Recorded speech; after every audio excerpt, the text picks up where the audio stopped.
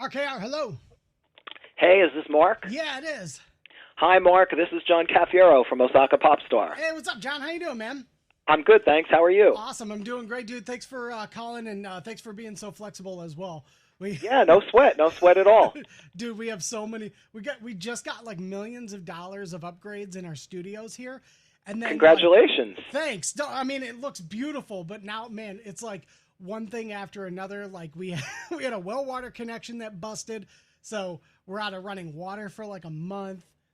Meaning the AC is broken, so it's like, oh my god, it's chaos.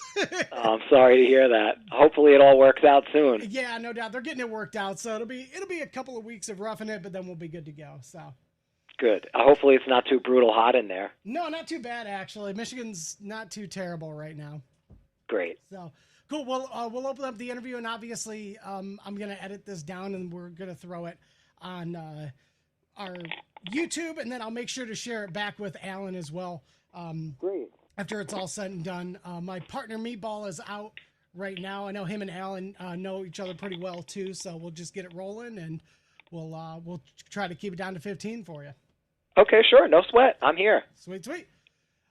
Kalamazoo's Rock Station 107.7 RKR. It's Mark Frankhouse with the Rocker Morning Show. Today I'm hanging out with a dude who has just been in a band for a long time, ever since the early 2000s. The dude's been all over media throughout the years. He's been a part of a super group, the Who's Who of American Punk Rock, and the Who's Who of American Punk Rock. And I'm talking to John Cafiero today. Dude, welcome to the show. Appreciate it, man. Hey, thanks for having me. It's great to be with you. Absolutely, dude. So, yeah, we were just talking about Osaka Popstar, and like I mentioned, this is like the who's who of American punk rock in this band. I mean, throughout the years, we've seen some of the biggest names in this band, and you fronting the band as well.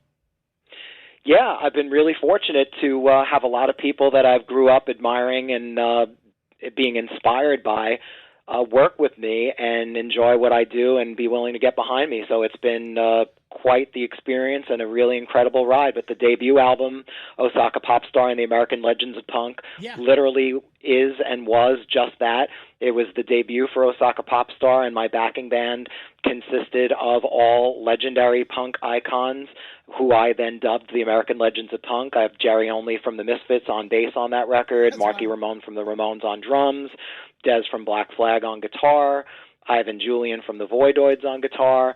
I also had indie music icon Daniel Johnston, who is sadly no longer with us, did a guest track with me. We did a punk cover of Man of Constant Sorrow together for that, and that's where it all began. And again, that was a special project with the American Legends of Punk. And then since then, I've released a bunch of stuff and had a lot of different great people involved. Dennis Dykin from the Smithereens has been involved, and Sal Mattia from Milk and Cookies and Sparks, and Dean Rispler from Voluptuous Horror of Karen Black and the Dictators, and John Worster from Superchunk, and Bob Mould's band and the Mountain Goats. I also have indie rocker Colleen Green doing a guest appearance on the latest, doing backing vocals on our punk cover of Sugar Sugar by the Archies and I Think I Love You from the Partridge Family. So lots of different stuff happening. Yeah, absolutely. And to touch on that too, so the new album, it's out now. It's called Ear Candy, right? Yes. Dude, I had a chance to listen to this. This is really cool. Like, and that's the funny thing too, because I've known of you for a long time. But when I got this email, I was like, holy crap. And so I checked the album out, and I was like, this is really sweet. You're adding a lot of new life to some of these classic hits and doing it in a really good way too. It's a very modern sound, but almost reminiscent of that 80s style punk rock. Oh, wow. Thank you so much. I mean, that's really what my influences are rooted in, is that 80s punk rock. And I wanted to kind of do this combination of original stuff and tie in these punk covers of some songs that I thought were well suited to the theme of the record. So, for example, the single is an original track called Lost and Found, and we have an animated music video for that. And the animated music video actually stars actor, comedian, musician Fred Armisen, who you may know from SNL and Portlandia and Documentary Now. That's awesome. Yeah, I saw that. I actually just watched it earlier today. I was like, oh, this is great. Oh, thanks. I'm glad you like it. So, yeah, I mean, we've got everything in there from, characters from the world of Osaka Popstar like the Devil Dogs and the Kawaii Black Metal Trio, onto Saturday morning breakfast cereals and homages to the Partridge Family, the Archies, and the Monkees, which all connects back to the record itself. And even the woman you see on the cover, which is Sweetie Candy Vigilante, she makes a cameo in the video as well. And there's a 32-page Sweetie Candy Vigilante comic book that comes on the download card inside all the physical editions, be it CD or vinyl. That's so cool, dude. And I know I was showing Meatball too, because when he was in here and I got this email, I was like, dude, take a look at this vinyl, the ear candy. Dude, that is so cool. That's such a sweet pressing. Oh, thanks. Yeah, I wanted to literally bring the record cover to life. So on the cover of the record, you see this character, Sweetie, from Sweetie Candy Vigilante, holding this giant candy swirled record that she's taken a bite out of. And I wanted the vinyl edition to literally look exactly like it.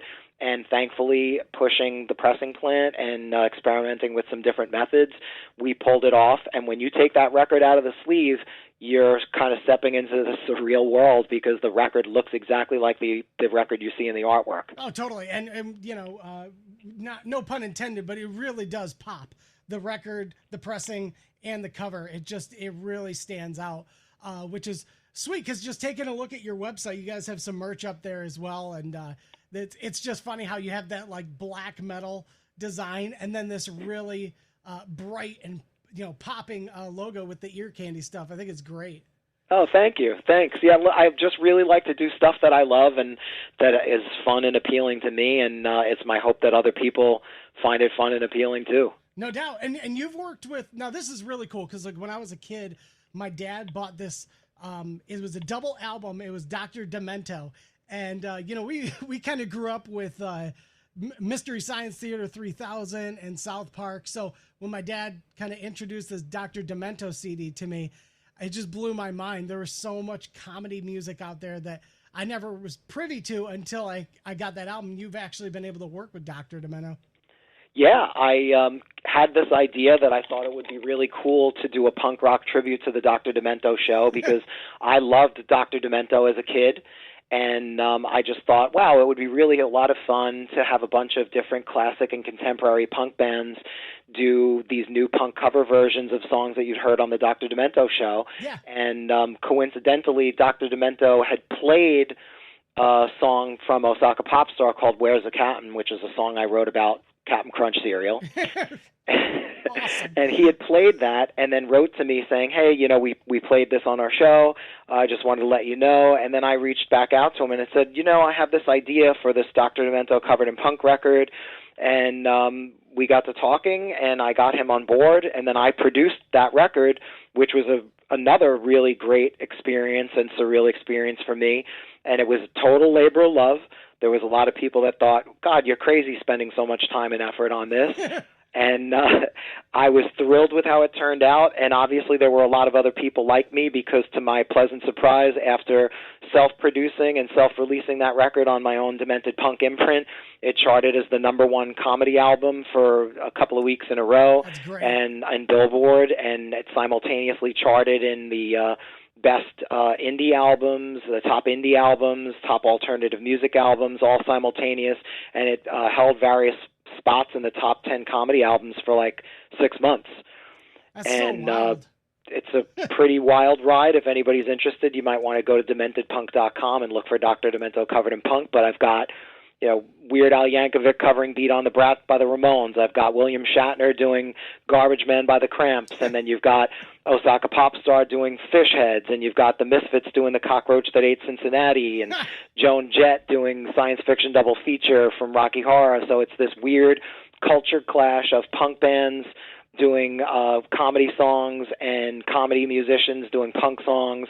And the whole thing is hosted by Dr. Demento like a radio show, and it was really a lot of fun to do. And so much so, I'm in the middle of producing Dr. Demento Covered in Punk Volume 2. That's fantastic, man. I have not heard that, and I can't wait to listen to it for real, because that's a perfect road trip album, honestly.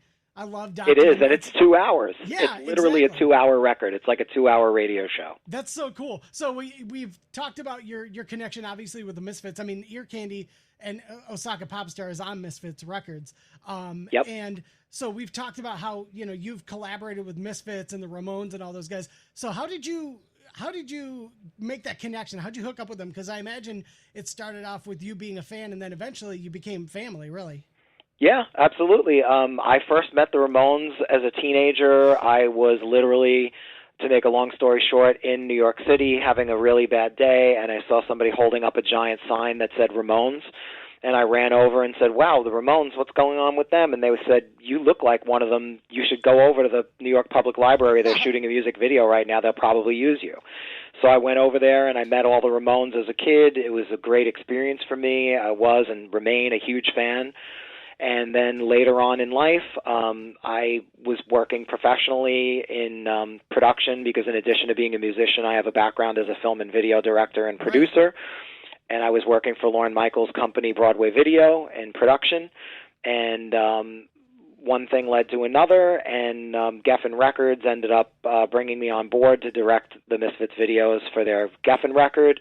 And the Misfits and I had already known each other a little bit, but after doing the videos, got to know each other even better. And then little by little, I became a creative director to them. I started managing them. The Ramones saw what I was doing, said, hey, could you do some of that for us? And said it would be my honor and my pleasure. So the rest is history. It was just fate, really. Yeah, absolutely. That's fantastic, man. And speaking of directing films, obviously being from Michigan, but I grew up on the east side of the state. So as you could probably imagine, I'm a big fan of the Insane Clown Posse. So sure. When your name came up, I was like, dude, that's the guy who freaking directed Big Money Hustlers. So how did you get involved with them? And what was that whole project like working with those guys? Well, it started because I was directing music videos at the time, and I believe it was their publisher that knew of my work and thought that I would be a good fit doing a video for ICP. And then we began talking, and originally the discussion was about me directing a music video for them. And then one day they just called me and said, we really want to make a movie. We know that we've been talking to you about doing a music video, but would you be interested in directing a movie starring us? And I was totally into the idea because I love cult movies and bizarre exploitation movies, and I thought that, doing a feature film with them would just have so much potential to do some really cool, wild, fun stuff. And that's really how it all began. And then they were playing in New York, and we had a meeting, and we threw around some ideas, and one of them being that Shaggy had said to me, I want my character to be kind of a cross between Austin Powers and Dolomite. Right. And then I had said, wow, I can't believe you even know who Dolomite is. That's really great that you like Dolomite. I love him. How would you guys feel about me trying to get Rudy Ray Moore to reprise his role as Dolomite, and then he can be like the Ben Kenobi to your Luke Skywalker?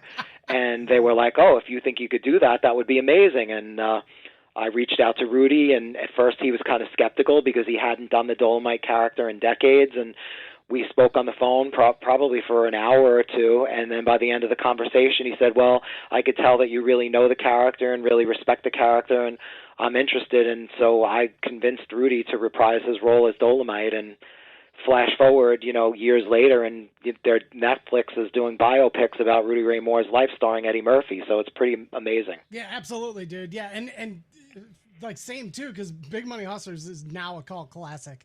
Like technically, thanks. It really is, and it still holds up to this day too, because at the time it was just such a funny idea. But just the way it was shot, I mean, everything, it's still one of my favorite movies. And I show it to people who don't even like ICP, and they think it's hilarious. So I'm glad to hear that. That was kind of my philosophy in making the movie, is that I purposely wanted to put a lot of Easter eggs and things in there that juggalos and fans of ICP would really be thrilled to see and hear in the film.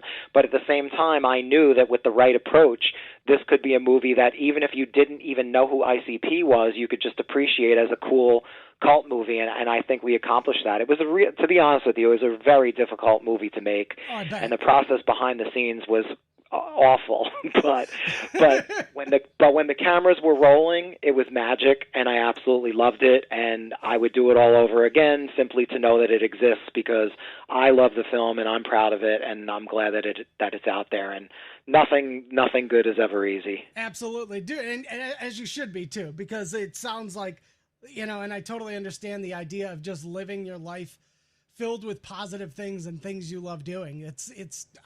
I've always told everybody, like, if you don't love it, you shouldn't be doing it. It's a waste of Yeah, time. absolutely. And when you really do genuinely appreciate the things that you're doing, then I think it shows in the work, and it just makes it all that much more potent. Totally. Well, dude, let everybody know where they can pick up this new album. Actually, both the new albums, because you have Ear Candy, but then you've also just released Osaka Popstar and the American Legends on vinyl for the first time ever, right?